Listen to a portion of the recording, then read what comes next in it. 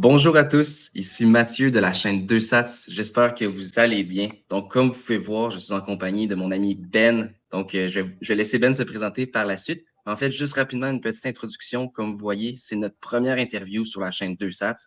Donc, je veux savoir dans les commentaires si c'est quelque chose que vous aimez, les formats interview. Et puis, vraiment, aujourd'hui, le but, c'est d'avoir une discussion autour de l'expatriation, la sécurité personnelle. Et puis, également, à la fin du vidéo, on va parler d'un événement bien spécial qui se passe au Costa Rica dans les prochaines semaines, qui est organisé par Ben. Donc, si c'est un sujet qui vous intéresse, vous êtes à la bonne endroit. Donc, Ben, pour démarrer, je pense que la manière la plus simple, est-ce que tu peux nous faire un peu une petite présentation de toi, ton background, qu'est-ce que tu fais dans la vie? Ce serait super intéressant, je crois, pour commencer. Très bien. Bonjour à tous. Merci Mathieu pour l'accueil. C'est un honneur de faire la première interview sur ta chaîne. Alors, en termes de mon background, alors moi j'ai commencé à travailler plutôt jeune, c'est entre 16 et 17 ans. Je travaille dans la construction. Donc j'ai un bac construction, gros œuvre obtenu en France.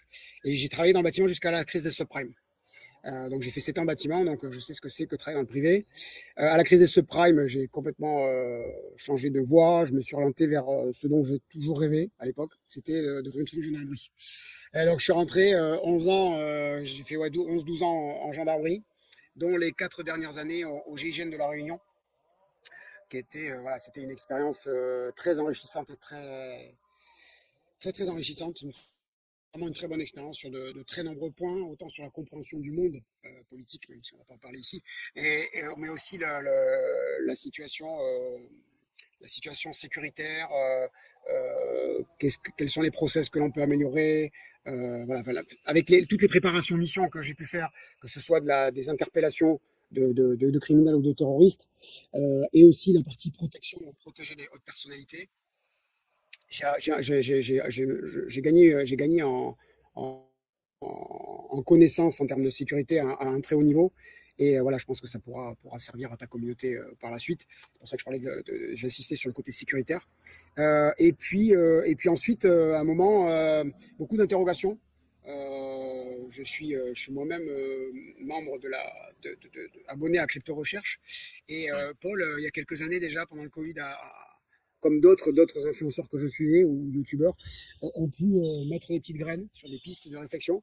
Et au bout d'un moment, après avoir vécu la crise des Gilets jaunes en France et le Covid, j'ai beaucoup réfléchi et je me suis rendu compte que j'étais plus heureux. Donc, il était important de passer à autre chose et d'aller vers la lumière plutôt que de rester vers une spirale de négativité et d'obscurité. Donc voilà, on s'est bougé avec ma femme, on a revu nos plans et puis après on a quitté la France pour un nouveau chapitre.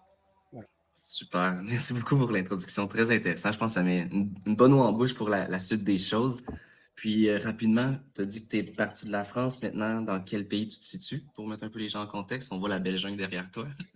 Ouais, tout à fait. Une très belle jungle. En plus, on est dans un quartier vraiment très calme. On est au Costa Rica.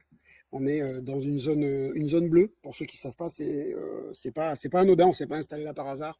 Les zones bleues sont les zones où les gens vivent, où c'est là où ce sont les zones pardon, où il y a le plus de centenaires. Donc voilà, on essaie de revoir notre mode de vie, même si moi je suis très focus business, donc forcément qui dit business dit stress. C'est pas axé zone bleue, mais l'idée c'est de vivre mieux. Voilà, ici au Costa Rica, on peut entreprendre, on en parlera plus tard, mais il y a vraiment beaucoup de choses qui sont différentes. Ça ne veut pas dire que tout est parfait, mais en tout cas, ça se rapproche de notre vision de la perfection et de ce que l'on fait. Super. Super. Puis une petite dernière question, un peu pour mettre en contexte. Quelle activité professionnelle que tu fais maintenant au Costa Rica? Je pense que c'est des fois la question un peu que les gens ont. On s'expatrie d'un pays. Comment on fait pour continuer à travailler? Dans quel domaine on travaille? Juste, tu peux faire une petite introduction, puis je vois ton chandail qui fait une belle promotion déjà. Mais moi, en fait, notre cœur de métier, c'est le real estate, d'accord. L'immobilier, la vente, mais nous, on travaille vraiment différemment des autres. C'est-à-dire que je ne cherche pas à faire du volume en termes d'achat, de vente de propriété et d'achat. Enfin, je ne cherche pas à faire de volume dans la transaction. Je cherche à faire de la qualité. Parce que j'ai remarqué une chose, c'est que dans le business, la meilleure publicité, c'est le bouche à oreille. C'est-à-dire qu'on propose du service aux clients que les autres ne proposent pas parce que c'est très chronophage et parfois fatigant. On propose des services expatriation, on aide pour obtenir la résidence, pour ouvrir un compte bancaire. J'ai encore ouvert 3 comptes bancaires la semaine dernière pour des clients ici. On est vraiment proche du client et on essaie de s'adapter à ses besoins pour que vraiment son expatriation soit réussie. Et après, ma vision, c'est que si son expatriation est réussie ou qu'il est en train de réussir son expatriation, il va me faire confiance pour développer des projets immobiliers avec lui, rénover une propriété, construire une propriété. Avec mon background de construction, je peux l'accompagner. Et en même temps, si c'est quelqu'un, on va dire, parce qu'on va un peu aborder le thème de la sécurité, si c'est quelqu'un de plutôt haut de gamme, qui a un beau portefeuille patrimonial, je dirais, ou un bitcoiner par exemple, on peut l'accompagner sur la sécurité. On en parlera plus tard. Mais voilà, je peux vraiment lui donner du conseil très pertinent pour faire en sorte de vivre bien et heureux. Voilà. Bon, super. Ben, merci beaucoup pour l'introduction. Je crois que ça vient de couvrir plusieurs sujets qu'on a mis en place. Puis je pense un sujet que je voulais vraiment traiter avec toi, qui m'intéresse beaucoup personnellement. Puis c'est une raison pourquoi actuellement je suis au Salvador. Et en fait, c'est toute la question de l'expatriation. Je pense que tu as mis un peu le doigt dessus tout à l'heure en disant que certains problèmes de société ou quoi que ce soit t'ont amené à pousser. Mais j'étais curieux Ouais. aussi de savoir qu'est-ce que tu retrouves un peu dans l'expatriation maintenant, puisque tu l'as vécu depuis quelques années. Est-ce que ça colle un peu à ce que tu avais imaginé? Est-ce que vous trouvez que vous êtes bien avancé, toi et ta femme, dans la direction où vous vouliez aller? Je suis curieux d'avoir un retour un peu sur l'expatriation en général. Bah, non, ça correspond plutôt à ce qu'on avait imaginé. Hein. C'est pas parfait, tout ne se fait pas super facilement. C'est pas, on est, en fait, il faut essayer déjà d'être ouvert d'esprit. Ça, c'est une grande qualité quand on s'expatrie. Et il faut éviter de vouloir être trop dans le contrôle. Parce que déjà, quand on est dans notre pays, on a du mal à tout contrôler. Hein. On voit la qualité des services d'administration qui sont en chute libre. Je pense qu'au Canada, c'est comme en France, ça va être dramatique depuis quelques années. Donc il faut observer, il faut se faire conseiller, etc. Nous, à l'époque, on avait pris on s'était pas fait accompagner vraiment, mais on avait Ok, pris une petite formation d'un couple de youtubeurs qui est sur, qu'on trouve sur YouTube, et on s'était formé sur des thèmes pour éviter des pièges, pour savoir comment ça allait se passer. Il y avait vraiment des thèmes, une structure qui était intéressante. D'ailleurs, moi, je m'en suis inspiré. Et là, je suis en train je ne dirai pas le nom de la chaîne sur la vidéo, mais je suis en train de m'en inspirer pour créer une formation accompagnement pour choisir son pays et sa région. Parce que ça, c'est très important. On peut aller dans le bon pays, mais dans la mauvaise région. Et ça va faire foirer l'expatriation. Voilà. Tu vois, tout à l'heure, en off, on parlait du Salvador. Eh ben, si tu vas où tu vas au Salvador, ta vie va être drastiquement différente. ouais, Et ici au Costa Rica, c'est pareil. Donc voilà un petit peu. On était ouvert, on avait déjà bien fait mûrir le sujet. Je pense que c'est ce qu'il faut. Et quand on en a ras-le-bol, vraiment, il faut se donner de nouveaux challenges, il faut aller vers de nouveaux objectifs. Moi, je sais que j'étais un grand montagnard.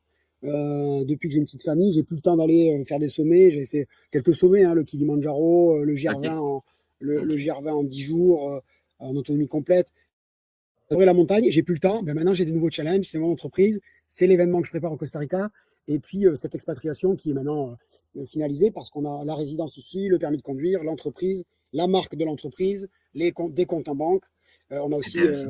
des comptes en banque à l'étranger parce qu'au Costa Rica, ça c'est un très gros point du Costa Rica qui est également le cas pour le Salvador, il me semble. Il est à la territorialité de l'impôt. C'est-à-dire que tous vos revenus mondiaux ne seront pas imposés euh, au Costa Rica ou au Salvador. Et c'est un Exact. très gros point. Mais pour moi, la fiscalité, c'est important, mais c'est pas le point. Il ne faut pas que ce soit le point central, sinon l'expatriation va être ratée, clairement. Clairement. On se comprend, on se comprend. Ouais, super, merci beaucoup pour cette intro-là, justement, dans la réalité de l'expatriation, parce que des fois, on peut y mettre des lunettes roses. Puis, il y a un élément que tu as dit qui m'a beaucoup intéressé sur ce que tu as mentionné. Maintenant, tu la considères comme complète. Ça a pris combien de temps, le début, jusqu'à pouvoir la considérer complète, ton expatriation, par exemple? J'ai pas lésiné sur le travail et je me suis bien bougé Ouais, en étant bien dynamique. En 2 ans, j'avais la résidence, compte en banque, même 1 an et demi, je dirais. 1 an et demi. yeah, En fait, après, nous, notre enfant est né ici, donc ça a pu accélérer le processus de résidence. Il y a différents types de résidences. Et il y en a aussi qui sont très rapides. Hein. On n'est pas obligé d'avoir un enfant ou de se marier au Costa Rica pour avoir une résidence rapide. Euh, la résidence, on peut l'obtenir, l'approbation, la première étape, entre 3 mois, les 4 mois et 6 mois, quand c'est les résidences les plus rapides. Investisseurs, c'est un peu plus long. Mais en tout, en 1 an et demi, 2 ans, on peut être très, très, très bien en place. Et aujourd'hui, moi, avec cet événement, je vois que que j'organise, je vois que j'ai déjà tissé une très grosse toile. J'ai énormément de sponsors, j'ai énormément de gens qui me font confiance, etc. Et je suis ici depuis quasiment 3 ans, moins de 3 ans. Voilà. OK.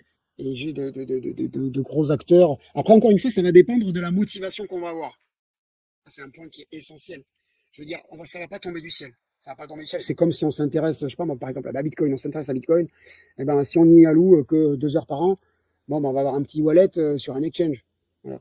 Après, voilà, moi je suis un jeune bitcoiner, j'ai des connaissances qui sont très limitées. C'est aussi pour ça que je fais l'événement dans la zone, c'est pour aussi moi-même m'informer et apprendre avec des gens comme vous et d'autres partenaires.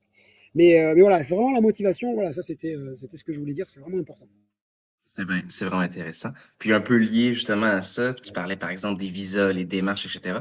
J'avais le goût de poser la question un peu pourquoi le Costa Rica? Est-ce que oui, par exemple, la zone bleue, la nature, je comprends que c'est des éléments qui t'ont attiré, mais est-ce que justement, d'un point de vue un peu obtenir des visas, obtenir ta nationalité, c'est des processus qui étaient relativement simples? Je prends un exemple, par exemple, aux États-Unis, il faut que tu arrives là en tant qu'investisseur. OK, là, c'est des gens avec du capital pour qui c'est plus facile. Mais pour des gens normaux, on peut dire sans nécessairement des investisseurs, comme je pense la situation que tu as mentionnée, puisque justement, avec ton enfant qui est arrivé. Donc, je serais curieux d'en savoir plus là-dessus.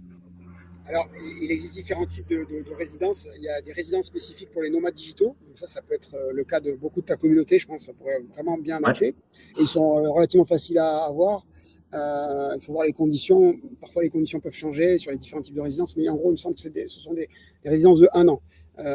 J'en ai jamais fait parce qu'en vérité, les nomades digitaux, il y en a beaucoup qui viennent au Costa Rica sans visa. Parce qu'ici, il n'y a pas de visa. Ça, c'est important de le OK. dire. Il y a comme au Salvador, c'est un tampon sur le passeport. Avant, c'était 90 jours. Maintenant, c'est 6 mois, c'est 180 jours. Donc, un nomade digital, dans l'absolu, moi, j'ai jamais accompagné de nomades digitaux pour la résidence parce que je vois pas trop l'intérêt en réalité. Euh, Après, il y a la résidence rentier. Donc là, la résidence rentier, c'est une des plus rapides à avoir. Euh, c'est une résidence qui va être reconductible et provisoire, mais il faut justifier dans le monde ou au Costa Rica de 2 500 $ de revenus de rente mensuelle. Voilà. Donc c'est accessible. C'est accessible. C'est pas pour tout le monde, mais c'est accessible. Investisseurs, il faut investir au Costa Rica à peu près. Ça tourne, ça change parfois, mais je crois qu'en ce moment, aux dernières nouvelles, c'est 150 000 $. OK. Souvent, je privilégie à mes clients qui ont du patrimoine la résidence rentier parce qu'elle va être plus rapide à avoir que l'investisseur. Malgré que si je leur proposais l'investisseur, je pourrais plus facilement leur vendre un bien immobilier. Mais encore une fois, Ouais. je préfère avoir une vision long terme, une vision de bitcoiner où les gens me font confiance et après, ben, voilà, c'est de la recommandation mutuelle. Donc voilà, j'ai dit nomades digitaux, rentiers, investisseurs. Après, il y a aussi pensionnés aussi pour les personnes âgées, enfin les personnes qui ont une pension. OK.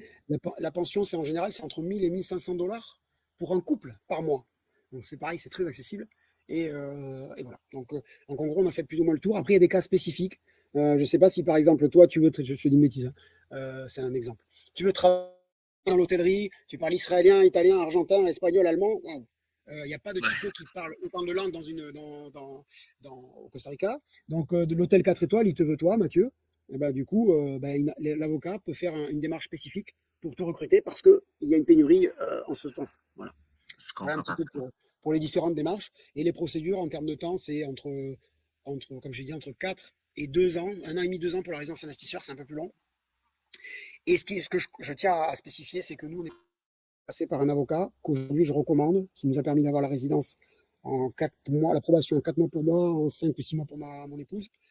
Euh, Il y a des gens qui veulent faire le dossier eux-mêmes, en parlant très peu espagnol, qui veulent aller faire la queue à la migration. Je leur souhaite bon courage. Sur ce genre de choses-là, personnellement, je préfère investir, parce que moi, c'est pas juste une perte, c'est pas juste des frais. C'est pour ça que je parle d'investissement. Je préfère investir 1500 ou 2000 $ avec le bon avocat et pouvoir me concentrer, me focus sur mes autres projets. Après, encore une fois, on fait avec son portefeuille. La personne qui a que 1000 $ par mois, qui a très peu d'économies et qui part un peu de façon, je dirais, très osée, mais qui a raison de le faire, si elle en a envie en tout cas, eh ben, il est possible d'économiser ses frais d'avocat. Mais pour moi, ce que je voulais dire, c'est qu'il est important de savoir investir. Et aujourd'hui, j'ai appris à le faire. Aujourd'hui, j'ai un mindset d'entrepreneur. Avant, j'avais un mindset de salarié, après de fonctionnaire. Et aujourd'hui, j'ai vraiment compris qu'il faut savoir déléguer, il faut savoir payer un community manager, il faut savoir payer de la publicité, il faut savoir payer. différents frais qui vont nous permettre d'avancer plus vite. Je comprends parfaitement. Donc, c'est super. Puis je comprends que dans un sens, en fonction de notre situation personnelle, puis je pense que j'ai vraiment aimé ton angle que tu as mentionné, nomade digital, à même travailler, à même le pays, par exemple, dans le tourisme, ben, il y a plusieurs portes d'entrée. Tu sais, parfois, on peut penser que s'expatrier, faut être absolument être un investisseur avec beaucoup d'argent, puis faut être riche. Mais non, en fait, il y a toujours des solutions à tout. Puis c'est vraiment à ce point-là que je trouvais très intéressant de ta réponse. Puis un peu dans cet angle-là aussi, puis tu as fait une petite introduction tout à l'heure au fait que vous avez eu un enfant au Costa Rica. Comment ça se passe, la vie d'expatrié, en famille, par exemple, l'école, le travail, tu sais? Je comprends que tu es un entrepreneur. Est-ce que ta femme travaille aussi dans ton entreprise ou est-ce qu'elle a sa propre profession? En fait, je suis curieux un peu de ce côté-là, plus la vie personnelle en tant qu'expatrié. En fait, c'est une très bonne question je suis très bavard, il va y avoir quelques éléments de réponse. Alors, pour commencer par l'enfant, nous, c'est pas trop une question qu'on se pose parce que moi, je pense de plus en plus à faire l'école à la maison et à prendre un peu de OK. mon temps et du temps pour madame pour l'éduquer parce que je crois qu'il y a beaucoup de bêtises dans ce que l'on apprend à l'école, beaucoup, beaucoup. Je m'arrêterai là. Et concernant madame, elle est en train de faire son équivalence parce qu'elle avait un diplôme reconnu en Europe mais qui n'est pas reconnu ici. Donc, c'est une problématique qu'on peut résoudre et que l'on va faire en sorte de résoudre. Après, chaque cas est différent, comme tu l'as très bien dit dans la question. En termes de profil, il est important de choisir le lieu de famille en fonction de ce que l'on souhaite. Quand on s'est installé ici, par exemple, on s'est installé ici pour plein de raisons, mais aussi parce qu'il y a des écoles privées, pas énormément, mais des écoles privées qui nous correspondent. Si jamais on décide de ne pas poursuivre l'école à la maison, on a la possibilité entre 10 minutes 30 minutes, d'avoir 3 écoles privées de qualité. Et aussi, il y a aussi l'école publique, bien sûr. Si on voulait le mettre à l'école publique, on peut aussi très bien le mettre à l'école publique, puisqu'on est résident et que l'on cotise un petit peu, bien évidemment, comme tout le monde, à la sécurité sociale. OK. Intéressant. Puis d'un point de vue, par exemple, famille peut-être plus élargie, j'imagine tu as des parents qui sont peut-être encore en Europe, des amis, un peu ce côté-là, se créer une communauté locale. Comment que vous trouvez ça après 3 ans, on pourrait dire, d'habiter au Costa Rica? Est-ce que vous sentez que vous avez vraiment trouvé une communauté qui vous reconnaît, qui vous motive? Un peu la raison pourquoi tu es parti de la France, est-ce que tu as pu retrouver ce besoin de communauté-là ailleurs? Alors, ouais, très très bonne question. Nous, dans la zone où on est quand même dans une zone qui est très touristique. Hein. On est, je dirais, relativement proche de Santa Teresa. On est dans cette zone-là. Donc, il y a énormément d'expatriés, énormément d'Argentins, d'Italiens, de Belges, de Français, d'Israéliens. Il y a vraiment de tout. Et il n'y a pas que, contrairement à une zone qui me plaisait moins personnellement, mais qui peut plaire à beaucoup de gens, je peux le comprendre. Tamarindo, par exemple, il y a beaucoup de Nord-Américains et il y a beaucoup voilà, il y a beaucoup de personnes venant provenant des États-Unis. Et du coup, c'est pas du tout la même vibe. C'est beaucoup plus. OK. Voilà. Ici, les gens se mélangent un peu plus. Ça ne veut pas dire qu'on se mélange parfaitement, que ça se mélange de façon anarchique, mais on se mélange un peu plus. Les gens vivent de façon un peu plus simple. On est un peu plus proche de la nature. Ici, la grosse vibe, c'est le surf. Je crois que toi-même, tu Ouais, surfes. tout à fait. Donc, tu comprends l'esprit, tu vois. C'est vraiment axé sur la nature. Une des raisons qui a fait qu'on s'est installé ici aussi, même si au Costa Rica, on ne pourra pas nous faire gober une crise de l'eau, dans la zone où on est, nous, on ne manque pas d'eau. On n'est pas dans OK. la zone la plus humide. On a trouvé cet équilibre. Mais par exemple, sur Tamarindo, il y a des gros problèmes d'eau. Et pour moi, ça ne ressemble pas au Costa Rica parce qu'il y a très peu de jungle. Donc, voilà, nous, on voulait être près des animaux, pouvoir avoir une communauté, pouvoir avoir des écoles, être près de la plage. On est à 8-10 minutes de la plage. Donc, si on veut tous les jours aller à la plage, on peut aller tous les jours à la plage. Voilà, après, quand on veut certains produits, on les fait livrer par Amazon. Euh, Même si je n'aime pas trop donner de la matière à la pieuvre. On peut aller aussi on va assez régulièrement à la capitale. À la capitale, on trouve absolument tout. À San José, c'est vraiment le cœur central du Costa Rica. En termes de soins, c'est pareil, il y a tout ce qu'il faut ici, mais si on veut des soins vraiment très spécifiques, il faut aller là-bas. On a trouvé notre équilibre et pour cette raison, je suis même en train de créer pas une communauté, parce que je ne veux pas créer de communauté hippie, mais un quartier résilient. La jungle derrière, là, c'est un quartier résilient sur lequel je suis en train de travailler, où je vais me permettre de filtrer et d'avoir des gens qui nous ressemblent un petit peu pour pouvoir être résilient, avoir de l'eau en autonomie, de l'électricité, des arbres fruitiers, et s'entraider en cas de coup dur, ou s'entraider quand, je sais pas moi, si tu veux aller 6 mois au Canada, tu veux rentrer 6 mois au Canada, mais tu as quelqu'un qui est sur place et qui jette un œil sur ta maison. Voilà. Voilà. Sans que ce soit des règles de copropriété ou des règles de condominium que tu dois connaître en étant nord-américain. Au Canada, je pense que des condominiums, il y en a pas mal. Je veux pas du tout de ça. Voilà. L'idée, Ouais, je c'est comprends. vraiment de la souveraineté. Voilà. En un mot, on est venu chercher de la souveraineté au Costa Rica et on veut faire en sorte d'accompagner les gens qui veulent de la souveraineté. Intéressant. Je pense que ça va être un mot qu'on va entendre dans les prochaines minutes de l'interview, la souveraineté, quand on va un peu parler de Totalement. Bitcoin et toute la culture Bitcoin qui se Totalement. développe. Totalement. Euh, mais vraiment, je veux juste finir avec le point de vue un peu expatriation, avec un Ouais. recul, avec, comment je pourrais dire, maintenant que tu l'as fait, que tu y es installé, est-ce que tu le referais? Est-ce que tu le referais différemment? Est-ce que tu as peut-être un conseil à donner pour les gens qui y pensent? Euh, Bah, je le ferai plus tôt, déjà, beaucoup plus tôt. C'est une bonne réponse. Et c'est pas pour recommander mes services, parce que les gens peuvent aller vers quelqu'un d'autre, peu importe. Mais trouver quelqu'un qui, quel que soit le pays, je dirais, quel que soit le pays, parce que c'est comme je l'explique dans la formation, l'accompagnement que je suis en train de faire, quel que soit le choix de votre pays, il faut vérifier des points que je vais énoncer dans cette formation, mais faites-vous accompagner ou faites vraiment des recherches approfondies. Mais moi, en fait, c'était un peu plus, c'était pas plus facile parce que ça m'a demandé beaucoup de travail. Mais en fait, en ayant mon expérience militaire du Ouais. GIGN, quand on prépare une mission, on laisse rien au hasard. On a un plan A, on a un plan B, on a un plan C, on a des modes opératoires différents. Et en fait, on laisse place à très peu de choses, en fait. On laisse même, si on, dans la mesure du possible, on laisse place à aucune inconnue. Et bon, évidemment, pour l'exploitation, c'est beaucoup plus complexe. Hein. C'est une équation avec beaucoup d'inconnus. Mais il est important de faire un voyage de reconnaissance, par exemple. Il y a vraiment pas mal de choses à mettre en place que j'explique dans celle-ci, dans la formation. Il faut faire un voyage de reconnaissance. Il faut éviter, comme tu l'as dit tout à l'heure, les lunettes roses. C'est-à-dire on va aller en vacances et on va dire ah, tiens, le Salvador, c'est génial. Ou tiens, le Costa Rica, c'est génial. Bah, je vais m'installer. Non, mais ça fait qu'une semaine que tu es là, mon grand, tu respires. Moi, c'est pareil, c'est ce que je dis souvent à des clients. Hein.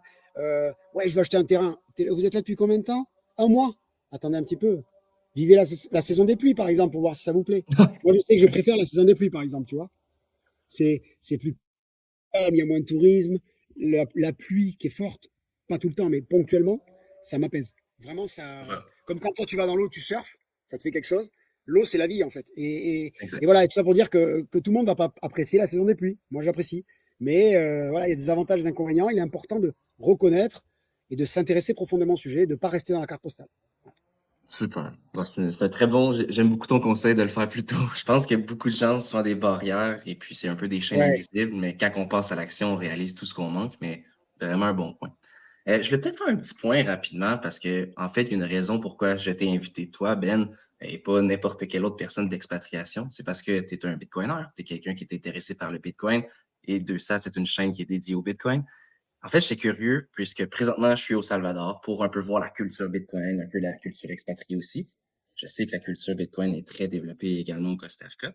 Je voulais un peu avoir ton point de vue sur c'est quoi, comment je peux dire, l'adoption, comment c'est utilisé Bitcoin, comment on peut l'utiliser également dans l'immobilier. Donc, je crois que tu peux un peu nous présenter comment que ça se passe au Costa Rica avec Bitcoin.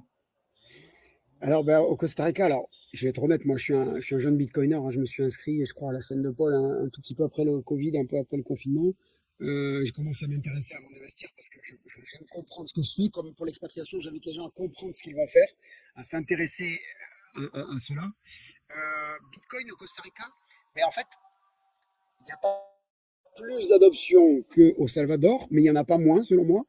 Et surtout, en fait, grâce à un partenaire que l'on connaît, qui est le sponsor numéro un de l'événement que j'organise, on peut payer. Moi, je ne le fais pas parce que je suis un jeune bitcoiner, donc je commence par stacker déjà un petit peu et on verra dans quelques années si j'ai fait les bons choix. Grâce à ce partenaire qui est le sponsor numéro un de l'événement, il est possible de payer, de vendre ses bitcoins euh, via la plateforme et comment dire, que la personne en face reçoive l'argent sur son compte bancaire via un processus qui s'appelle SIMPay. En France, on a un processus qui s'appelle Paylib, c'est avec le numéro de téléphone, et là, c'est similaire. Donc, en fait, du coup, tous les gens qui acceptent SIMPay, et c'est 90% des commerçants, il n'y a que les très grandes enseignes qui n'acceptent pas forcément, qui acceptent que la carte bancaire, et encore que, je pense qu'il y a toujours possibilité de payer via SIMPay.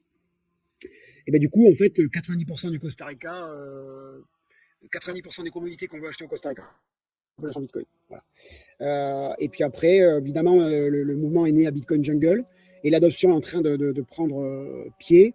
À Tamarindo, il y a pas mal de commerçants qui acceptent. Ici, à Santa Teresa, ça commence à être assez sérieux. Et voilà, le but de cet événement, c'est aussi ça, c'est aussi moi d'apprendre, mais de partager et de se connecter vraiment. C'est ma philosophie, c'est qu'on doit arrêter de se diviser et qu'on doit s'entraider pour monter en puissance ensemble et que le peuple soit souverain. Voilà. Je diverge un peu de la question, mais voilà. Non, ouais, c'est très intéressant. Puis juste reprendre un peu, en fait, c'est vraiment Bull Bitcoin qui ont permis cette adoption-là, par exemple, parce que je sais que tu as parlé de la Bitcoin Jungle, et puis je sais que, par exemple, Francis est très présent de Bull Bitcoin. C'est un peu quelqu'un qui a mis beaucoup d'énergie là-dedans. Donc, je veux juste savoir, l'outil de paiement, est-ce que c'est vraiment en collaboration ou c'est vraiment un outil de paiement que eux, le Costa Rica avait déjà? Non, c'est un outil que le Costa Rica avait déjà comme. Je ne sais pas ce que vous avez comme chose similaire au Canada. Nous, on avait Paylib en Europe avec un numéro de OK. téléphone. En fait, ils se Ouais. sont appuyés sur le système bancaire. Et ils se sont mis OK. sur. En fait, ils ont je pense qu'ils ont. Je pense avoir un peu compris leur fonctionnement. Mais ils ont une entreprise locale, donc c'est clair. Et puis du coup, c'est lié au système. Tout est légal ici. Donc du Wow. coup, ils peuvent se permettre via leur plateforme. En gros, ce que j'ai compris, c'est que tu vas vendre tes satoshi à Bull Ouais, Bitcoin ouais. et eux, en fait, ils vont, au lieu de t'envoyer l'argent, ils vont envoyer l'argent à la personne qui doit recevoir le paiement via son numéro de téléphone pour essayer de le faire très simplement. Ah, Voilà. Et ça, OK, c'est. je savais pas que c'était aussi simple que ça, c'est vraiment cool. Parce que tu vois Ouais. ici, au Salvador, je pense que c'est là où que ça peut créer une certaine friction, surtout peut-être avec les locaux, par exemple. Euh, ce qui arrive, c'est ils vont accepter le Bitcoin via le Lightning Network. Mais un coup qu'ils ont le Bitcoin dans le Lightning Network, ben, eux, ils vont l'utiliser également pour aller dépenser, pour pouvoir se faire des achats, etc. Mais aussi, souvent, ils vont le vendre en dollars US pour avoir une petite trésorerie qui est stable. Mais juste le simple fait d'avoir, par exemple, l'outil qui te permet de le recevoir en USD directement ou en Satoshi, si tu le désires avoir en Satoshi. Je crois que c'est vraiment un point que j'ai pas vu ici. C'est pour ça que j'étais Non. curieux à propos de l'application, parce que ça fait que ça freine l'adoption, parce que beaucoup de gens ne veulent pas l'accepter parce que là, commencer à gérer des bitcoins, ça me tente pas, ou à l'inverse, ben là, je vais l'échanger en dollars américains anyway. Je vais juste accepter le dollar américain. Donc, c'est pour ça que je trouve intéressant que d'un point de vue Ouais. utilisation du Bitcoin, ça soit vraiment démocratisé par cette application-là. Après, il y a un point qui est très intéressant et je rebondis sur la partie d'après si tu souhaites qu'on parle un petit peu de sécurité, si tu me Oui. permets. C'est qu'en fait, le fait de passer par Bull Bitcoin, tu vas être discret. C'est-à-dire que si la personne, Ouais. elle veut l'équivalent, recevoir l'équivalent de 10 dollars, 20 dollars, 50 dollars, elle va même pas savoir que tu payes en Bitcoin. Donc ça, c'est Mhm. l'avantage. Si le gars particulièrement qui est OG, eh ben, du coup, il a de l'anonymat en fait. Ça lui permet de vendre ses bitcoins en étant anonyme. C'est Après, il y vrai. a plein de solutions. C'est vrai. Tu sais mieux que moi, tu as plus d'expérience que moi. Mais l'avantage, c'est que du coup, il y a le côté discrétion qui est un point très important. Non, c'est vrai. Mais en tout cas, c'est vraiment une belle application que tu vois. Ça, déjà, je peux te dire, c'est une grosse différence avec le Salvador en termes d'adoption. Ouais, ouais, Et totalement. puis, je suis curieux de savoir, toi, de ton côté, par exemple, est-ce que c'est vraiment certaines zones que tu vois que c'est très populaire ou c'est vraiment en général? Je peux te donner un exemple, encore une fois, avec le Salvador. C'est que moi, on m'a dit dans un restaurant que en dehors de Bitcoin Beach et en dehors de Bitcoin Park, les gens acceptent pas vraiment Bitcoin. Tu sais, c'est vraiment un peu des petits écosystèmes qui se sont créés, mais en soi, c'est pas très, très, très démocratisé. Donc là, je comprends, avec l'application, tout le monde peut l'accepter en théorie. Mais est-ce que tu vois beaucoup, comment je peux dire, une adoption à travers le pays ou c'est vraiment dans certaines zones? Non, non, non. En vérité, c'est quand même à la marge. Après, quand on regarde la map des commerçants qui acceptent Bitcoin au Costa Rica, je l'ai regardé il y a quelques jours pour ma formation. Je dirais qu'à la louche, il y a peut-être 300 commerçants qui l'acceptent, quelque chose comme ça, dans le pays. Mais Euh, ultimement, tout le monde à l'accepte. la louche. Mais exactement, grâce à Boule, tout le monde l'accepte en fait. C'est ça, C'est ça exactement. qui est énorme. C'est Exact. ça qui est énorme. Et puis, que te dire de plus par rapport à ça? En fait, les quartiers, oui, alors les quartiers, c'est vrai que quand on vient d'Occident, moi j'ai eu cette transition j'ai eu une transition en passant par la Réunion quand j'étais là-bas dans mon unité d'intervention. En fait, ce qui m'a aidé à m'adapter ici, c'est que par exemple, sur l'île de la Réunion, tu n'as pas les quartiers comme on peut avoir au Canada ou en France où c'est très sanctuarisé. Des beaux quartiers qui avaient des très riches, la classe intermédiaire, des quartiers pauvres. C'est beaucoup moins régulé, je dirais. Et, euh, et en fait, ici, comme à La Réunion et comme au Salvador, tu peux avoir une grande villa magnifique vue mer et à 50 mètres, tu peux avoir des cases en tôle, des, Mhm. des baraques, des Pareil. baraquements, des petites maisons en tôle. Pareil ici. Voilà. Non, mais ouais, voilà, exactement, c'est ça en fait. Voilà, je parlais surtout du Salvador parce que, si tu veux, le Costa Rica est stable depuis extrêmement longtemps. Ce qui est vraiment important aussi, pareil, ça c'est un point essentiel pour moi, la stabilité. C'est Mhm. comme si aujourd'hui, je te disais, tu veux investir dans tel shitcoin que tu connais pas du tout, tu vois, pour spéculer, un truc que tu n'as même pas analysé, ou Bitcoin. Bah, soit tu Ouais, prends le Costa Rica, qui est en paix depuis 48, je crois, l'abolition de leur armée, ouais, tu vois. Soit tu prends le Salvador, qui est en paix depuis 2-3 ans, ou depuis 3-4 ans, avec exact, Bukele. Voilà. exact. Ils ont quand même eu, si je ne me trompe pas, une grosse guerre civile, et après, ils ont eu 30 années de gang, tu vois, le Salvador. Ouais. Donc, en fait, même dans leur histoire, je diverge un peu, mais tout se recoupe, ils ont un traumatisme profond. Donc, pour entreprendre du business, pour arriver à leur faire comprendre que Bitcoin, c'est la nouvelle génération, alors que c'est la nouvelle monnaie, si on le croit, hein, je dis Mhm. mais si on le croit, tu vois, euh, Ouais. c'est compliqué, quoi. Ouais, c'est ce que j'ai remarqué un peu, c'est Donc, que j'ai l'impression que c'est un peu une idéologie que certaines personnes ont adoptée. Puis par exemple, l'exemple que tu as dit que la paix est arrivée, oui, la paix se fait ressentir. Oui, les gens, par exemple, je parlais à un Québécois qui a un café depuis 7 ans ici.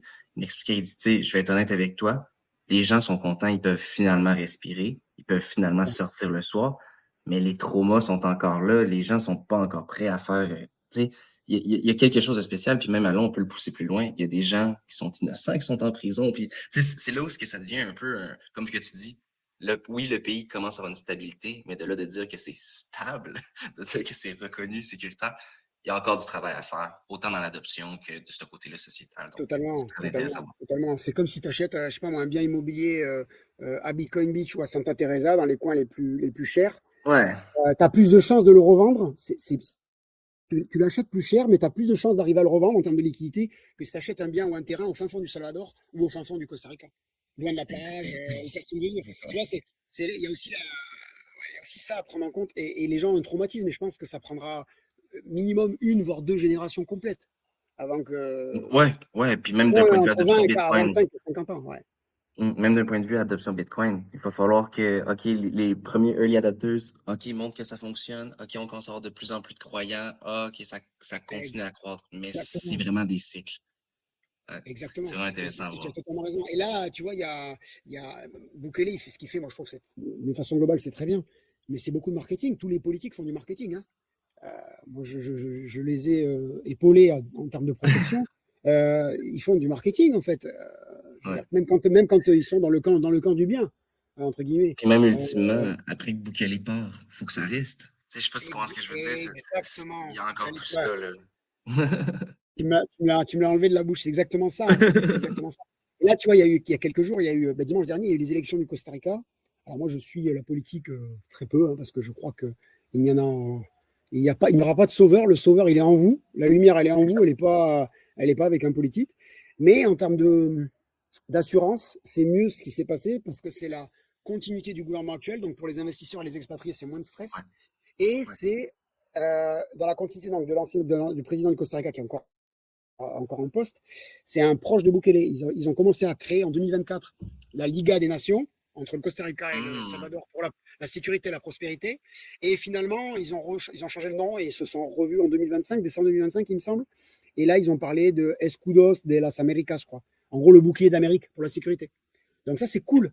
Et c'est bien. Et peut-être qu'il y a un espoir qu'un jour, Bitcoin soit légal au Costa Rica.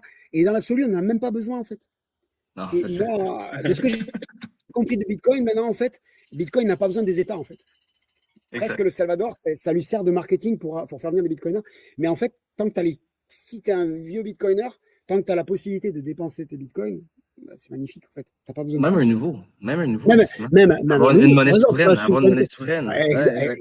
exact, oui, exact. Mais typiquement, tu es, argentin, tu as tes économies en Bitcoin, tu passes par Blue Bitcoin ou peu importe, tu passes par même une autre société, Voilà. ou tu passes en pair à Voilà. pair, tu viens à l'event et tu vends tes Satoshi, Mhm. tu récupères du cash contre, contre, contre tes Bitcoins, contre tes Satoshi. Donc, Exactement.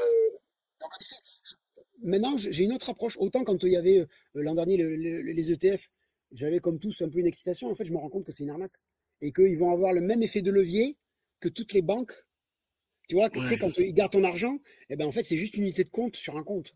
Tu ne sais pas si exactement. l'argent est vraiment là, quoi, puisque c'est de la monnaie Ouais, scripturale, si je ne me trompe pas.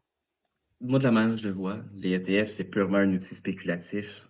Bitcoin, dans ton portefeuille que tu utilises comme une monnaie, c'est un outil de souveraineté. Rendu là, il y a des marchés pour tout le monde. Tout le monde peut y faire ce Oui, qu'il par veut. contre, ouais, On c'est dit, ça. Par contre, il y a un marché pour c'est tout ça. le monde. C'est ça. C'est On ça. dit que Bitcoin est pour les ennemis, donc ça veut dire que c'est vraiment pour tout le monde. C'est vrai que j'ai déjà entendu ça. Ouais, t'as raison, t'as raison, c'est vrai. Euh, on peut peut-être aller vers le dernier point, un peu Ouais. sécurité personnelle et Bitcoin. Je sais que c'est un domaine que tu as probablement une certaine expertise que peu de gens ont avec ton passé dans l'armée. Je serais vraiment curieux de t'entendre, par exemple, des conseils, peut-être autant avoir des conseils populaires, trois concepts d'obsèques qu'on pourrait parler, que les gens puissent bien comprendre, mais aussi peut-être soulever peut-être un point de faille qui est très populaire chez les gens. Donc, j'étais curieux de t'entendre un peu sur la sécurité personnelle quand on est un Bitcoiner, mais je pense en général aussi, tu sais. C'est toujours bien à savoir. Ouais, tout à fait, merci. Mais, en fait, il y a vraiment beaucoup de points, mais je peux t'en énumérer quelques-uns comme ça. Le premier, vraiment, c'est la discrétion. Parce qu'en fait, si tu es discret, je ne vais pas pousser le vice à dire qu'il faut s'habiller comme un clochard, mais si tu es habillé comme un SDF et que tu vas t'appeler un jeu surfer et que tu as un petit boulot, et personne ne va savoir le stack que tu as. Donc en fait, le plus important, c'est d'être discret déjà pour commencer. Euh, Moi, je sais personnellement, si c'était à refaire, au lieu d'investir autant d'argent dans ma boîte, j'aurais investi de l'argent dans Bitcoin. Mais bon, c'est comme ça, il ne faut pas regretter. Mais surtout, il faut être discret sur sa personnalité quand on peut se le permettre. Ça, c'est vraiment une grande qualité. Euh, Discret sur les chiffres, pas parler de montant, etc. Et puis sur les réseaux sociaux. Voilà. Les réseaux sociaux, ça peut être une partie que je connais moins, où j'orienterai plus vers des spécialistes. Peut-être que vous, dans votre entourage, vous avez des spécialistes de cybersécurité, etc. Moi, j'en ai un avec qui je suis en train de discuter d'un partenariat pour allier l'audit de sécurité physique et la cybersécurité, parce que l'un sans l'autre, ça ne peut pas fonctionner, en fait. Tu n'auras pas une sécurité qui sera de qualité. Ce sera juste du brouillard, quoi, partiel. Donc, vraiment, la discrétion, ça, c'est vraiment, vraiment important. Et puis après, la protection personnelle, je dirais. Et en termes de protection personnelle, ça va être votre routine. Euh, Si vous avez de la famille, des proches, des habitudes. On voit que, par exemple, il y en a qui sont fait séquestrer en France. C'est le parent d'un grand entrepreneur dans la blockchain. Voilà. Donc, en C'est fait, fou, ça. c'est assez fou, non, mais c'est de la folie. Là, c'est en train de devenir, de s'africaniser sans discrimination de ma part, mais c'est du délire, c'est du délire en termes de sécurité, ce qui se passe. Euh, Bref, Donc, no way. Donc, discrétion, sensibilisation avec les proches, je pense que c'est. ouais, ouais, il faut. Et puis, tu vois, pour le coup, j'étais pas du tout fan avant des condominiums, on dit ici condominiums. Mais par exemple, si tu es quelqu'un d'exposé, que tu vis au Canada ou en France, ça peut valoir le coup de vivre dans un endroit sécurisé. Tu vois. Mhm. Après, ce que je regrette, par exemple, en France, c'est que des endroits sécurisés, t'en as, mais les gardiens à l'entrée, par exemple, rien que ça, ils sont pas armés. Donc, en termes de dissuasion, c'est nul, zéro. Voilà. Mhm. Ici, comme au Salvador, c'est similaire. Tu peux avoir le gars qui garde le parking qui est armé. Je te dis pas qu'il est bien formé. Je te dis pas que c'est génial, d'accord? Je te dis pas que quand il va sortir son pétard, je vais être serein. En revanche, C'est ça. c'est dissuasif. Tu vois, on est Ouais, ouais. c'est la sécurité passive, je dirais. Tu vois, comme une caméra. La caméra, ça dissuade. Le chien, ça dissuade. Euh, voilà. Ah oui, pour la protection personnelle, mais du coup, je parle d'armes. Moi, c'était un point important aussi. J'avais un moment hésité entre le Mexique et le Costa Rica. Eh ben, le Mexique, on OK, ne peut pas être armé. Le Mexique, tu ne peux pas être armé OK. personnellement, ni même juste à ton domicile la nuit. Donc pour moi, en tant qu'ancien gendarme, où mon téléphone, c'est la même chose que mon pistolet, parce que Ouais. je l'avais en 365 jours sur moi, il était impossible d'aller vivre dans un pays, si je changeais de pays, d'aller vivre dans un pays où je ne pouvais pas avoir au moins une arme À la la nuit maison, au à mon moins, domicile. c'est ça. Ouais, Voilà. exact. Oh, je crois au Canada, vous avez le droit, vous, de nuit, non? D'avoir une arme à la maison, non? Oh, C'est délicat. C'est en train de... ça devient de plus en plus compliqué, là. C'est vraiment. Puis je dirais, là, on a même eu un cas au Canada qui est, selon moi, un désastre. C'est quelqu'un que des voleurs sont rentrés chez eux, il s'est défendu, puis c'est lui qui a des problèmes judiciaires. Donc, ça, tu vois, on commence à perdre. C'est monnaie. On commence à. C'est monnaie, Ouais. hein. Non, aux États-Unis, ils l'ont encore, ce côté-là, de se protéger, mais ultimement, Ouais, ça ça dépend commence à les partir États, au je Canada. crois. Les Ouais. États-Unis, ça Oui, dépend des aussi, États, je crois. aussi, aussi, aussi. Au certainement. Je suis Salvador, pas un au professionnel, Salvador, hein. ouais, au Salvador, je crois que c'est similaire ici. Ici, c'est qu'un État. Il y a des provinces, mais c'est qu'un État. Et ici, on peut avoir le port d'armes. On peut avoir deux Mhm. armes, donc des armes discrètes qu'on peut porter en permanence. Donc, il y a quelques lieux où on Mhm. n'a pas le droit d'aller. Et ça, moi, je trouve c'est pas mal parce que si dans l'absolu, si les criminels, ils le savent, ça. Donc, bon, à tout moment, ta femme, elle peut être blonde, mais elle peut être armée, quoi. Tu Ouais, vois. ouais. Puis ce qui est Voilà. Et intéressant, puis toi, tu puis peux. peut-être une petite question en rapport à ça. On pense Ouais. souvent port d'armes égale plus de crimes. Tu sais, c'est un peu le narratif des fois qu'on se fait passer aux États-Unis. Ça Mais n'a rien à je voir. suis curieux de savoir le Costa Rica. En plus, pas d'armée. Les gens peuvent avoir leur programme. Je trouve ça quand même intéressant comme clash de on est un pays pacifique, on n'a pas d'armée, mais nos gens peuvent avoir des armes pour se défendre. Je suis Mais curieux en fait, de savoir un peu. ouais, c'est intéressant ta question. Je dirais que euh, c'est plutôt, je le prends dans l'autre sens, en fait, c'est que je me dis que je suis dans un pays beaucoup plus souverain que d'autres, parce que Ouais, au lieu que l'État prenne de la puissance en ayant une armée ou beaucoup de police, il te ouais. laisse être souverain et pouvoir avoir une armée. Et en plus, alors je ne dis pas que la qualité de la formation est excellente, mais elle est quand même là. Il faut quand même être résident, il faut quand même avoir redonné ses empreintes, il faut faire un test psychologique, il faut faire un test théorique, et il faut faire un test pratique avec la police. Si Je tu comprends. manipules mal l'arme, tu dégages. Hmm. Terminé, on passe à autre chose, tu reviendras une autre fois. Voilà. Mais c'est Je bien vois. encadré, c'est très bien encadré. Pour le coup, il faut la signature numérique, parce que c'est des armes, donc ça vraiment, ça je peux le comprendre. On n'est pas en train de parler de réseaux sociaux, là, comme c'est le cas en France, où il faut s'authentifier. Là, on parle de signature numérique pour une arme. Donc là, Mhm. ça me choque beaucoup moins. Mais je ne sais pas si j'ai plus ou moins répondu à ta question, mais pour moi, c'est vraiment enlever les armes au peuple. Je ne sais pas comment je pourrais le dire, mais C'est une atteinte à la les philosophes souveraineté l'ont à dit un également. certain point. Ouais. Ouais, voilà, c'est ça, c'est ça. C'est commencer Mais je trouve ça déjà. intéressant. Hmm. Je trouve ça Ça, vraiment c'était un. intéressant le fait que tu dis c'est super réglementé, donc c'est super sécuritaire. Comme un Exact. pays comme le Canada, par exemple. Mais Exact. la Alors que, par souveraineté. exemple, au Texas, exactement, comme tu le disais aux États-Unis, il y a des États apparemment où tu es majeur, tu es américain, tu achètes un M16. Ouais, Mais ici, ça ouais, se passe c'est pas comme ça. ça. C'est Tu ça, vas pas c'est acheter un ça. M16. Tu vois ce que je veux dire? Déjà, automatique, ça n'existe pas. Aux États-Unis, je Je crois que ça comprends. existe. Ouais, ouais, C'est je terrible. comprends. Donc, bon, après, Ah, encore une fois, très je ne suis pas là intéressant. pour critiquer les autres pays, c'est juste pour donner l'analyse et essayer de donner un peu d'équilibre au port d'armes. Les gens en ont peur parce qu'on les a formatés ainsi, en fait. L'arme, elle n'est pas dangereuse, moi je peux vous le dire, c'est la personne qui est dangereuse. Par son manque Mhm. d'éducation, son manque d'équilibre psychique et du coup, ben, son utilisation. Je veux dire, Mhm. moi, je peux l'avoir 364 jours sur 365, il va strictement rien se passer. Ouais. Ben, moi, mon Tu dire, vois. ça a toujours Et toi, été que souvent les gens vont avoir peur des fusils, mais tout le monde conduit leur voiture sans même penser. exact, avec le C'est- téléphone. Ah, j'aurai mon téléphone, Avec tout, le tout, tout. c'est ça. Face à face, 4 morts. Bon, Exact, exact. voilà. Va rouler sur un trottoir. Va rouler sur un trottoir Ouais. pour le fun. Oui, il va écraser une poussette et puis une pauvre Exact, femme. non, c'est ça. C'est tout le temps une Donc, question de tu responsabilité, as là. raison, tu as raison. Et puis regarde, tu vois, la lumière s'allume. Je pense aux attaques de Nice, tu vois, où le gars avec un poids lourd, il a des centaines de Ah oui? personnes. Ben oui, Ben oui. c'est dégueulasse. Alors que par contre, le peuple français et les peuples européens, de façon globale, n'ont pas le droit d'avoir de quoi se défendre la nuit à leur domicile. C'est quand même. Voilà. Exact, En c'est tout fou. cas, voilà, c'était un point important en termes de souveraineté. Voilà. Super. Euh, je pense qu'on va pouvoir finir avec la petite conclusion autour que tu puisses nous présenter en fait l'événement que tu organises au Costa Rica. Puis là, c'est ton moment où ce que tu peux plugger tous tes business, toutes tes pages YouTube, tes formations. Je sais que tu t'es retenu, mais je veux que tu C'est puisses le gentil. dire. Non, On non. va mettre les liens dans la description aussi. Donc, juste nous C'est parler cool, un peu de merci. l'événement au Costa Rica que tu prépares. Bah alors, l'événement au Costa Rica, en fait, j'ai créé cet événement pourquoi? Pour essayer de connecter les gens, parce on est tous fragmentés, divisés. En Occident, beaucoup de gens qui sont dépressifs. Je ne cache pas, hein, c'est clair, c'est mon discours. Et quand je discute avec mes clients, beaucoup quittent parce qu'ils voient qu'autour d'eux, tous les gens sont négatifs. Voilà, ils ne vont plus vers la lumière.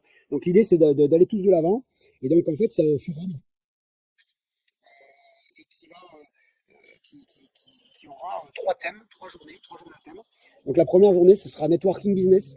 Donc le but, c'est de se reconnecter, que les gens se connectent, qu'ils soient dans le business ou pas. Le but, c'est de faire du réseau. Inclus dans le ticket, il y aura un repas pour manger. On mangera debout plutôt que d'être assis. Tu vois, moi, je suis avec mon pote Mathieu et puis je discute pas avec les autres. Non, on mange debout, comme ça, on va pouvoir s'interconnecter. Donc là, il y a un avocat qui va venir parler comment acheter une maison, un bien immobilier au Costa Rica. Il y a un compte séquestre qui va un escrow qui va venir parler de comment sécuriser une transaction, un architecte haut de gamme qui va venir. Il y a Daniel Suchard, un économiste du Costa Rica qui a 130 000 followers sur Instagram et 200K sur Facebook qui va venir, qui va faire un speech aussi. Il y a différents interlocuteurs qui vont venir. Il y a la Chambre du commerce et de l'industrie française qui va venir. Moi, je suis un membre actif et je suis le représentant dans la zone qui va venir parler dire pourquoi, comment on peut aider vos entreprises. Différentes choses. Après, le samedi, ça va parler d'expatriation et de lifestyle. Donc, c'est pourquoi toi, tu viendras un jour au Costa Rica, oui. Donc, le surf, le bien-être. Donc, il va y avoir une association qui va parler de reforestation. Il y a une association qui va parler de la protection du milieu environnemental avec les Saint-Jean-Laure particulièrement. Il va y avoir les maîtres nageurs sauveteurs de Santa Teresa. Il va y avoir beaucoup de choses autour de ça. Il va y avoir un partenaire, un sponsor qui va expliquer pourquoi le Costa Rica a un des meilleurs cafés du monde. Pas mal de choses axées sur le lifestyle. Il va y avoir même le Bull Bitcoin qui va parler ce jour-là, par exemple, de comment envoyer des remessas, de l'argent à sa famille quand on travaille au Costa Rica et qu'on veut l'envoyer en Argentine, par exemple. Ensuite, il va y avoir le soir un DJ au Sunset aussi, un petit DJ qui va venir 2 heures. Et le lendemain, on remet ça plus axé souveraineté Bitcoin. Et là, ce jour-là, il va y avoir différents thèmes wallet, comment sécuriser son wallet, l'adoption de Bitcoin en Amérique centrale. Il y a Melissa Barrantes, une avocate très connue qui a écrit plusieurs livres qui va venir. Moi, je vais parler de pourquoi, de parler de la pleine propriété et de la souveraineté durable dans un pays de paix. Donc, je ne vous spoil pas, mais ça va parler de l'autonomie énergétique, pourquoi acheter en pleine propriété et pas acheter une concession en Asie, par exemple. Il y a Junior qui va venir, qui va parler de mining de Bitcoin. Il y a aussi le Bunker BC qui va venir normalement. Il y a aussi Bitcoin Jungle qui va parler de l'utilisation de Nostr, certainement, de stratégie pour préserver sa vie privée, de nœuds, vraiment plein de choses. Il y a même un autre interlocuteur qui va venir, qui va parler de quelque chose d'intéressant pour tous, parce que j'ai encore le temps, de comment transmettre et comment expliquer à ses enfants comment on en à Bitcoin. Et pour faire en sorte que quand le jour ils vont toucher le stack, eh ben, qu'ils n'aient pas l'impression que c'est un ticket de loto et qu'ils ne le crament pas bêtement. Et ça, c'est vachement intéressant. C'est un gars qui est local, qui est expat, mais qui vit pas très loin d'ici. Donc ça va être très cool. Et puis à la fin, une cérémonie de clôture avec danseurs et un DJ qui va venir mixer 5-6 heures. Voilà. Et puis il y aura peut-être des événements satellites un petit peu avec des partenaires. Pas forcément que accès Bitcoin, c'est peut-être plus lifestyle. Mais voilà, l'idée, c'est que les gens viennent reconnaître le Costa Rica, viennent se faire des connexions. Ceux qui sont déjà là, si à l'occasion de faire du réseau et puis de profiter de ces 3 jours qui seront 3 jours très riches. Et si ça se passe bien, et j'en doute pas, vu comment je bosse dessus depuis 6 mois, on répliquera l'an prochain. Voilà. Super. Est-ce que tu peux dire les dates? Est-ce que les dates sont fixées juste pour l'audience? Alors, c'est le 17, 18 et 19 avril. Et ce sera dans un grand restaurant de plage à Santa Teresa qui s'appelle Restaurante El Carmen. Et ça va être vraiment, vraiment très sympa parce que le lieu va être extra. On voit la mer en permanence, on entend le bruit des vagues, de la nourriture de bonne qualité. Ça va être vraiment, vraiment cool. J'ai vu des images sur ton Instagram, puis c'est très beau. Donc, j'invite les gens à aller suivre aussi ton Instagram. Puis, comme je dis, tous les liens de Benjamin vont être dans la description du vidéo. C'est vraiment important. Puis, j'aimerais que tu laisses un dernier mot également sur Elegancia Luxury. Je pense que c'est important de te faire aussi une petite mention sur ton entreprise d'accompagnement dans l'expatriation jusqu'à l'immobilier. Donc, je te laisse dire un petit mot là-dessus. Merci Mathieu. Ben oui, en fait, Elegancia Luxury, donc comme je disais tout à l'heure, c'est le cœur du métier, c'est le real estate. Mais après, c'est une version premium, c'est-à-dire que, alors on va pas, alors le mot pourrait faire penser qu'on ne travaille qu'avec des milliardaires ou des millionnaires, mais non. En réalité, la liberté, par exemple, pour moi aujourd'hui, c'est un luxe. Et c'est un luxe qu'il faut aller chercher, que tout le monde doit aller chercher. Si on a envie de s'expatrier, il faut s'expatrier. Si on se sent plus bien parce qu'on se sent oppressé par quelle que soit la raison, il est important de foncer, de se bouger, de se donner les moyens. D'accord? Donc, Elegancia Luxury, en fait, en gros, c'est notre service qui est luxe. C'est-à-dire qu'on s'adapte à nos clients, en fait.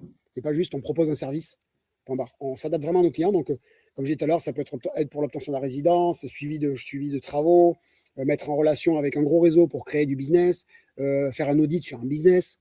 Parce que moi-même, je suis homme d'affaires et je suis dans les affaires. Donc, je peux avoir un regard suivant le business qui peut être cohérent, suivant Si c'est pas mon domaine, évidemment, j'orienterai vers un autre collaborateur. Mais voilà, l'idée, c'est vraiment d'accompagner de A à Z pour absolument tout ce que le client souhaite. Et voilà, notre cœur métier, c'est l'immobilier, donc c'est la transaction immobilière. Et on essaie de faire de la qualité plutôt que de faire du volume, de lister des propriétés au juste prix, avec tous les papiers, parce qu'ici, la profession n'est pas réglementée. Je pense qu'au Salvador, c'est similaire.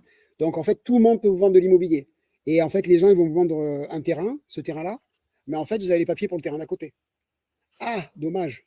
Donc, ça peut être un vrai problème. Ça ne veut pas Ouais, dire que les notaires sont malhonnêtes, parce que souvent, ils sont quand même bons, d'accord. Mais le consultant immobilier, moi je parle bien de consultant et pas de commercial, je ne suis pas un commercial, je suis un consultant immobilier, euh, il a son rôle à jouer, en fait, et il doit accompagner les gens. Et dans l'absolu, en fait, nous, on accompagne presque plus de gens qu'on a de propriétés à la vente. C'est-à-dire qu'on partage la commission une fois qu'on a trouvé la propriété qui correspond à nos clients. Comme vous faites au Canada. En France, ça se faisait ouais, pas trop. très Mais similaire. En Amérique du Nord, ça se fait beaucoup. C'est le partage, en fait. On split la commission en deux. Mais par contre, le client, il a la garantie d'avoir quelqu'un qui l'accompagne et qui va pouvoir représenter vraiment ses intérêts sans biais. C'est-à-dire que si c'est pas ma Exact. propriété, c'est beaucoup plus difficile d'avoir un biais, sauf si on est vraiment malhonnête et qu'on veut vite vendre quelque chose. Moi, c'est pas du tout ma On mentalité. se comprend. On se comprend. Voilà. Ah, mais c'est super cool. Merci beaucoup, Ben. Si on veut faire un dernier mot aux spectateurs, est-ce qu'il y avait quelque chose que tu voulais mentionner avant qu'on ferme l'interview? Mais merci beaucoup pour t'avoir prêté au jeu. C'était super intéressant. Je crois que les gens vont beaucoup apprécier. C'était déjà attendu. J'avais vu quelques commentaires. Mais je te laisse le mot de la fin. Bah écoute, je m'étais noté quelques petites choses. Concernant l'expatriation, il n'y a pas de recette miracle. Ok. Mm. Et c'est de la responsabilité individuelle, au même titre que votre sécurité, que votre bien-être personnel. J'ai vu qu'il y a quelques mois, Paul avait parlé, c'était très intéressant. Il avait fait un système de points pour voir si on était riche, heureux, pas heureux, en bonne santé, etc. C'était très intéressant. Et en fait, je pense à ça. Je renvoie les gens vers cet indicateur pour ceux qui sont abonnés à votre chaîne, à votre groupe. La responsabilité individuelle, c'est vraiment, vraiment la base de la souveraineté, en fait. Et voilà, préparez-vous avant d'agir. Et quand on vous dira, quand vous serez expatrié, ah, mais tu as de la chance de vivre au Costa Rica ou dans un autre pays, peu importe, là, vous pourrez leur dire non, non, la chance, ça se provoque. Voilà. C'est pas de la Ouais. chance. C'est pas de la chance. La chance et la liberté, ça se provoque. Et le dernier mot qui me tient à cœur, que j'ai dans ma tête depuis de très nombreuses années, c'est que seul on va plus vite et ensemble on va plus loin. Et c'est pour ça que je fais tout ce que je fais, l'événement et le reste, et qu'on fait cet échange, toi et moi. Je pense vraiment qu'il ne faut pas être égoïste et il faut savoir bien s'entourer et avancer tous ensemble vers le meilleur. Voilà. Voilà pour le dernier mot. Très beau, très beau mot de la fin. Merci beaucoup, Ben. C'était un honneur de t'avoir pour ma première interview. J'ai vraiment apprécié. C'était super intéressant. Merci à toi. Je crois que j'ai comme dire que si je trouve ça intéressant, j'espère que ça va être intéressant pour d'autres gens parce que je crois qu'on se retrouve tout un peu dans cet univers-là. Donc, merci beaucoup, Ben. Et puis, passe une excellente journée. Merci beaucoup. Bonne journée à vous aussi. Prenez soin de vous.